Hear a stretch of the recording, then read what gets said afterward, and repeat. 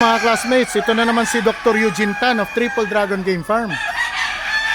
Gusto nyo ba makakita ng mga white kelso? Yung sobrang daming white kelso. Mas marami pa sa white kelso ni Idol B-Boy Enriquez. Ito na. Ayan mga classmates. Oh, white kelso. Oh, mga stag. Ha? Mga kak na pala yan. Mga kak.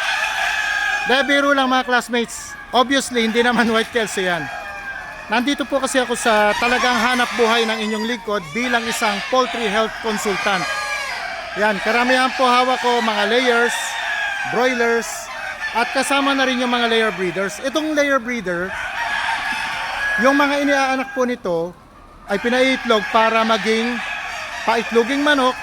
Yun po yung hinahain natin sa ating hapagkainan. So yan mga classmates, now you know. God bless po.